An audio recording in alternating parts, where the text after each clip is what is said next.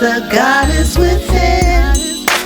You know that you're a goddess, girl. You better know who you are. You better unwrap the goddess within.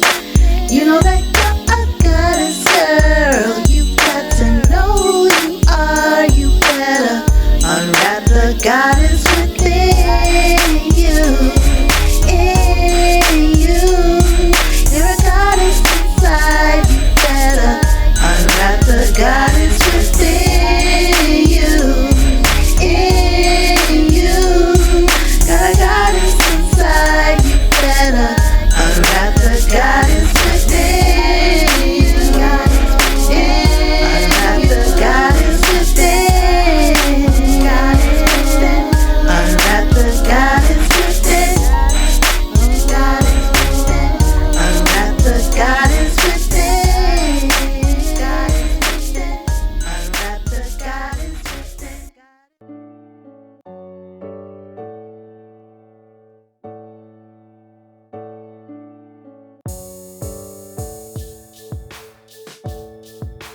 Okay, I think it's working. I'm not sure, but hello everybody. Welcome to the Goddess Collective. That is going to be the name of the channel. You can find it here on YouTube. I will be streaming to probably Twitter. I don't know. I just clicked a bunch of things. It's taken me all day to get this thing set up. And as you guys, some of you know, I live off grid in an RV. So I've had to rig everything. So it's really just a blessing to be here and to be able to speak with you all. And I'm actually really not sure where I'm streaming to. I'm not sure who's receiving this. So if you are on, the first density planet Earth, welcome. If you're on second density Tara, welcome. If you're in the upper realms, welcome. Who knows anymore where all these wonderful sequences are being received at, and where our images are really being projected to. I don't think any of us truly can know that. I don't think we even know if we're sharing the same realm anymore. We've gone so digital that it's like, who even sees each other in real life anymore? There are still real tangible things here that I'm dropping. So I am Goddess Key. Oh, did I break it? Oops. Nope, I didn't break it. That was my keyboard. I'm Goddess Key. KI. Go Savage Girls is the brand that I typically do all my productions under. So I have a Substack blog. I used to have a bigger blog that I just got tired of paying for, and I wasn't writing, and my signal was really janky, so I really couldn't be there as much as I wanted to for the amount that I was paying. So Go Savage Girls is the Substack, and you'll be able to find all of these links on my YouTube channel. And you also can connect with me on Twitter at Go Savage Girls. And girls is my acronym, G.irls, for Goddesses in Real Life. That's a brand that I came up with several years ago. And well, there is a story to it. And since this is my introductory video, I may as well give you some stories. So the story with that is that I, that whole, hey girl, what's up girl? Girl, we're using that word a lot. And as you develop into a woman, first of all, I've always been an old soul. So, I've always really legit felt like an ancient old lady, even when I was born. So always. And anybody who knows me from childhood on knows that, I'm an elder. It's just, even my family understands that about me. So I didn't identify with the girl word, and it actually was like a little bit triggering because, like, I'm not a girl, you know? And so I was like, what does girl mean? And I'm really into etymology and what do words mean and what are we really saying? And so I figured it out. It's a goddess in real life, G.irl. And once I figured that out, I loved the word girl. So now I use it, and that's my acronym. So you will hear me use it. When I use it, calling you goddesses in real life. We definitely have men on the stream. We definitely have gods, and we have builders. We have people who are building into their ascension levels right now and who are coming awake, and they don't know what they are. They don't know who they are. And I'm here to help with that. So, background. I'm going to go all the way to the beginning of me. So this is a picture I'm going to show you. This is me in the beginning. I don't see if there's a date on this. I mean, I was definitely only a couple of months old. I started sitting up really early. So I could have been maybe 2.5, 3 months. I'll ask my mom. But this is me as a babe, and that's my mama. Right? And so I came in as an old soul. I remember my pre-birth. I remember that like it was yesterday. So interestingly enough, I can't tell you what happened last Tuesday exactly, but I can tell you precisely what happened in my pre-birth timeline. And I think this journey for me, um, coming out, has been the hardest part. Um, so when I was this size, I knew the full English language already. I downloaded it as a software before I got here. So and it's just a software update. The language codes are, and this is a pretty easy language. Um so that was something that I wanted to know first thing was the new language, was the several things that I worked out into my software. This well call it, because it's very similar to how computer programming works.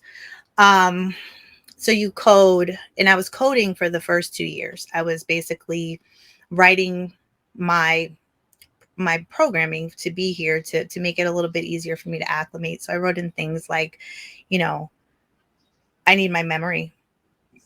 I didn't want to remember. I didn't want to forget, rather, my pre-birth. So that's solid in my contract, and that's because in the previous incarnations that I have had, I have had that memory loss thing that happens to us all, and when you go into our incarnations. And honestly, it had gotten to a point where I was so tired of having to refragment myself after what we call life, or after incarnation, that I just didn't want to go. I'm telling you, I'm old.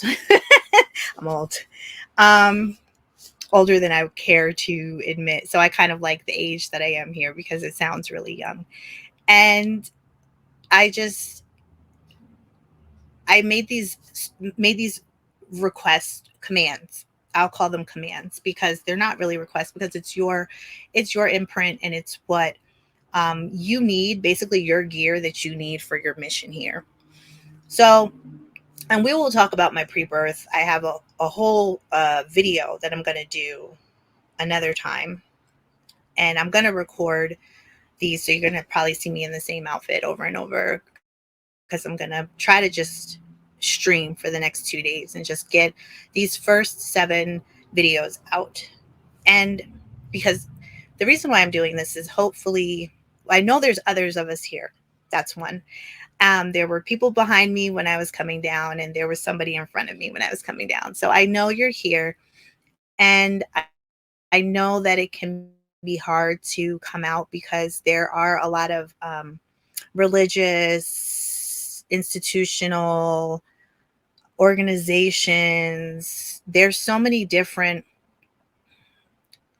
gridlocks right now that keep people in these very small boxes, and they tell us that we're all the same, and they try to normalize or put an identity even on top of us and tell us what our identity is, or that we have to pick from macabre, you know, who knows who's coming up with these identities. But it's it really, as a child, even that box and that grid can really stop you from sharing. Sorry, I think my Wi-Fi is acting up a little bit. Sharing who you are and being honest about it. And even so, I was really honest about it. You know, when I first got in my new body, I I had really cool parents. I did pick them, and I picked them based on the music they were listening to and based on the frequency they were at. So my parents held really high frequency, like you can see in this picture. You know, my mom's smiling, my dad's obviously taking the picture. There's a plant here. We're in the living room. There's all these huge books in the background. So the vibe was lit. And, you know, they always had music on. And where I come from, which I'm pretty sure is the last station that I've been at, was Lyra Vega. And I'll show you what that looks like here in 1 second. I think I can share my screen. Okay. So if you see number 10 up top there, and I actually just found this out because I'm not into hierarchies and I'm not into um, identities at all. But I remember the perspective where I looked at Earth from. So when I met with, so I don't really want to get into my pre-birth story right now, but anyway, that's where I'm from.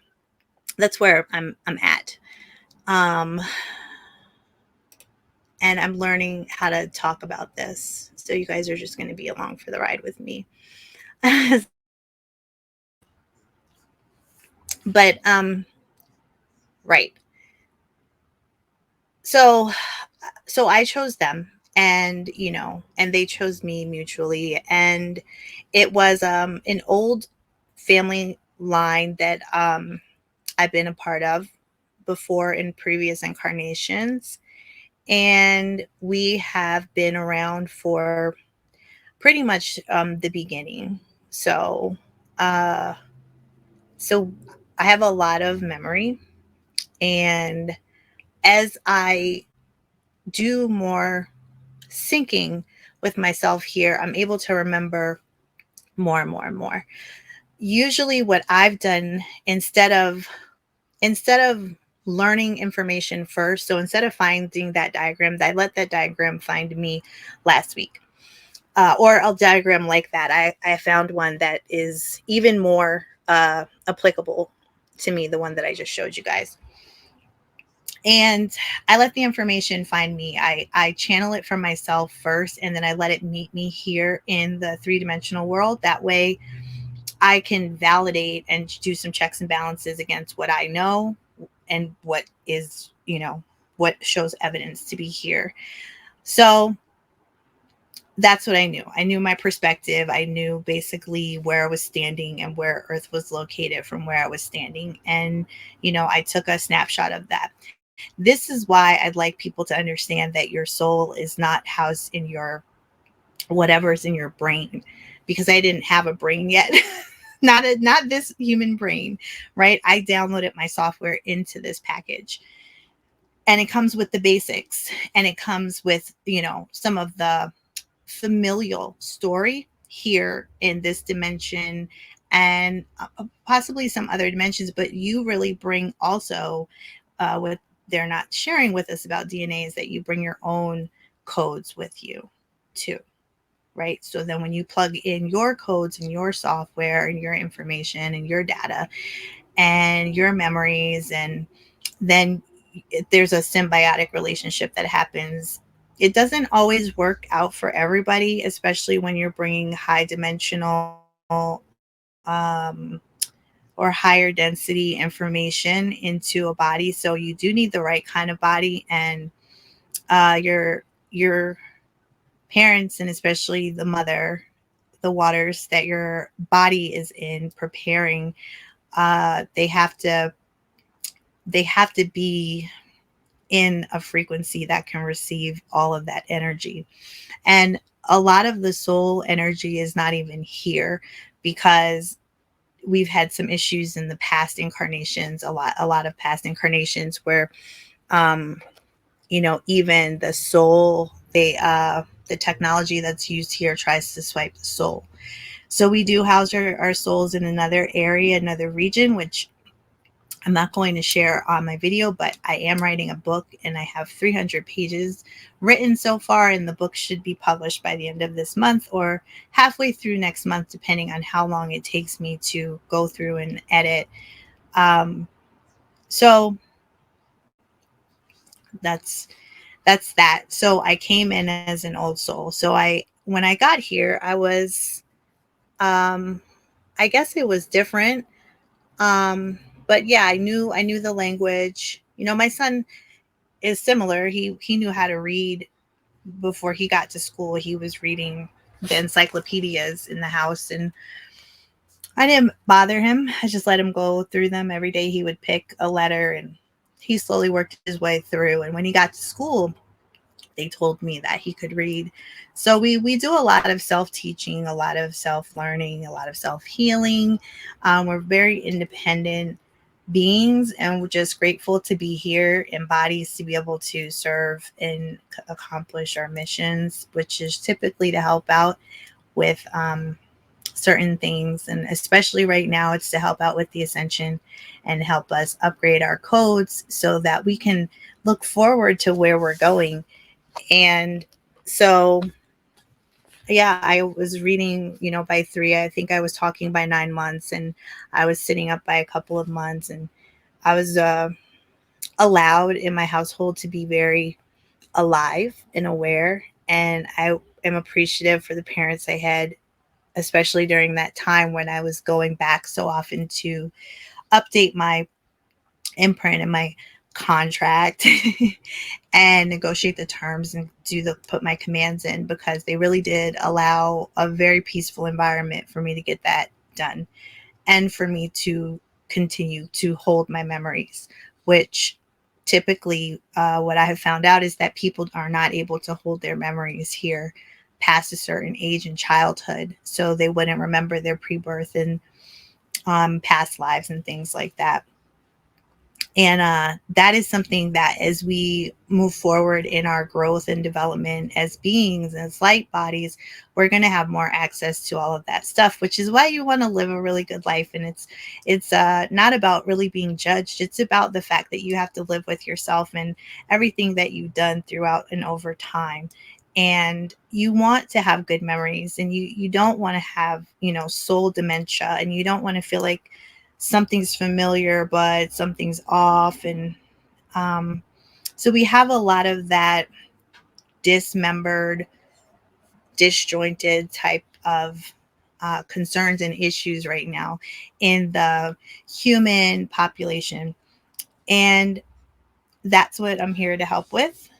um, Really, right now, I'm here to open up the door and be honest. I've unencumbered myself to the point where I am able to share, and I'm able to be honest about this. And I don't have a corporation that's silencing me or controlling me. I'll say anymore, because I did work in corporate for about 3 decades.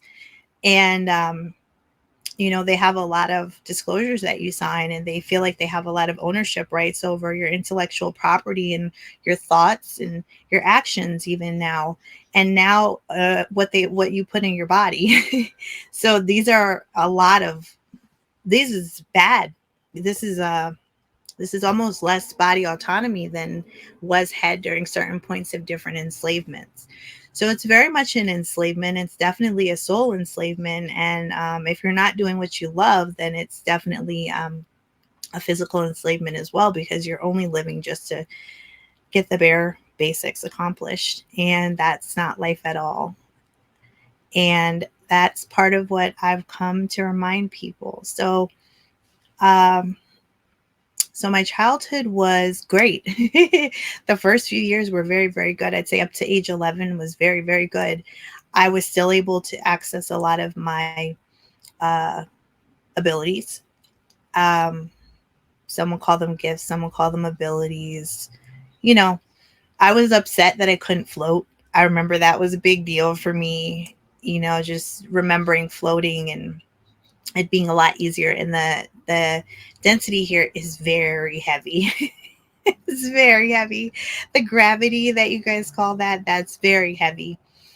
And so yeah, I was put in a good hideaway kind of school for gifted children and the children who are autistic who are also gifted as well. And we were not told who was who, so there was no kind of judgment like that. But they do a lot of tests. I skipped a couple of grades, and they got my intelligence quotient and a bunch of other quotients. There's files on me, um, and I could my brother was born less than 2 years from when I was born, and we could speak telepathically, um, like we would sit there and laugh at jokes that we were just speaking telepathically, and we would totally forget to use our throat chakra and speak out loud. And, um, we had our own old school ancient languages because his sign is right next to my sign. So we had known each other already. And so that was fun, and I had a great time, lots of time outdoors. And outdoors is really amazing, especially when you're acclimating from higher densities and dimensions, because you have more space. Like indoors, the rules are there's walls. There's so many rules to keeping the indoor structure. So outdoors, you can, be free, and you can work with a lot of the elementals, which is something that I do. And the animals, and there's pixies out there, there's fairies, there's gnomes, there's all kinds of little fun beings who are really happy to see you and very welcoming. And I would spend my time with them. So I never felt lonely as a kid. I would also go back and talk to my spirit family quite often, like every night, when it was bedtime. My mom said I never kept regular sleeping hours. I'd be up a lot because sleeping is something in the lower densities that you do to reconnect, to, re-download and heal and all that stuff. And where I've been at for quite a while, we didn't do sleeping. So you just, we're just up. You're just up and doing things. And so uh it didn't start getting kind of rough until I got a little bit older and started making new friends. And um they watched TV. I didn't watch TV. I only listened to music and read books and played a lot of time in nature and a lot of puzzle games. My mom was a teacher, so it was always something educational that we had to be doing. And I loved it. I thought those things were games and fun. And so while I knew full vocabulary of English language, I think I was college level by fifth grade or so. I didn't know like colloquial language, yo, what's up? Like all of that, you feel me? So I didn't have all that down. So that socially awkward. And then, sometimes like, okay, if my mood changed, say I felt sad or I felt left out of a game, or, somebody didn't want to play with me, or a friend broke up with me, like there's all these social things, right? So a lot of social things I didn't understand. And because love is love where I come from, and you just love. And you really forget about all the things here. And so, yeah, I went through a rough time, and I felt weird. Okay, I felt different. I felt like I was seen for my differences, and I okay, so I started playing the violin. I played the violin really well, everything I did really well. I ran races, I won all the time, and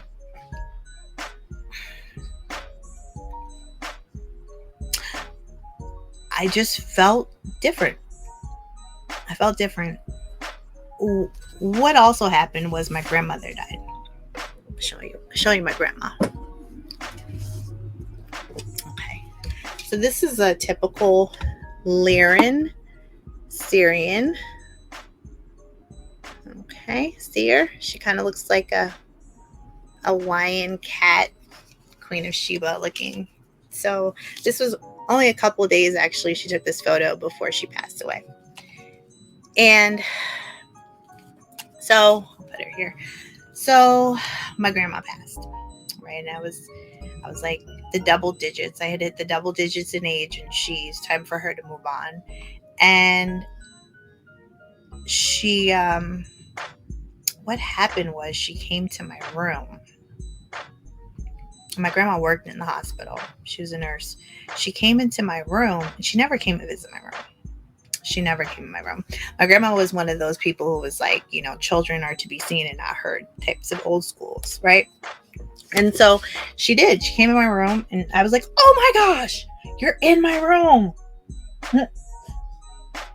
I can't believe it's you. Like, she's a celebrity, right? But it's really just like, wow, lady, like she's so classy. So I'm looking around my room, making sure it's all clean and it's good. And, she comes in, she's like, don't worry about all that. I have some messages that I want you to give to your mom and your, family members, her children, basically. And I was like, okay, all right, let me get my notebook. I always have my notebook. You can catch me with a full notebook. Look. My notebook's always full. It's always full. So I'm like, all right, grandma, I got you, right? So I go get my notebook. I'm scribbling down, and I hope I find this notebook because I have a lot of my notebooks still. I found one from 25 years ago the other day. So I'll probably run across it where I took the notes, and I took notes for all her kids, including my mom. And she was like, okay, I want you to get the message. I'm going to see you soon. And I was like, okay, thank you for stopping by my room. And that's how my life was, so I didn't see differences in frequency. It didn't matter if you were, I wasn't spiritually racist yet. It didn't matter if you were, from the 15th dimension, or, if you were from the third or the first or whatever. I mean, I don't really mess with demons, but that's not really necessarily true. That's not really necessarily true, because I've met a few demons in my time, and it's still, when you have been out of this part of the matrix, the lower densities, for a while, you lose. First of all, it's all love. It really is all love. You living in all love and all joy. So these are things that people mostly cannot fathom, but you really lose touch with the lower part of the frequencies. Like, you don't have fear. You don't have that stuff. You just don't. You don't identify with it, and you don't have it anymore. You don't hold it anymore. You process. There's a out processing, which we will talk about as well. So I didn't see the difference, and I do wear glasses too now. I didn't really see the difference between her. My third eye was completely open. We'll put it that way. If that helps people to understand. So I didn't really see the difference between her in this form. She had a really nice outfit on, and her in the form she came in my room in, and she had a white suit on. So she looked good. And so I went out with my notebook and I was like, Mom, Grandma just came over. She came to my room. I didn't even think about the fact that she just appeared in my room. It didn't dawn on me, and I didn't think like that. See, that's the thing. The longer you're here, the more rules you are susceptible to, and the more you start aligning with this matrix, the more hard the walls become and the less you can see. And that's something that I can tell you from pure knowing. No, I'm telling you, that's how it happens. And so I didn't have those rules set up yet.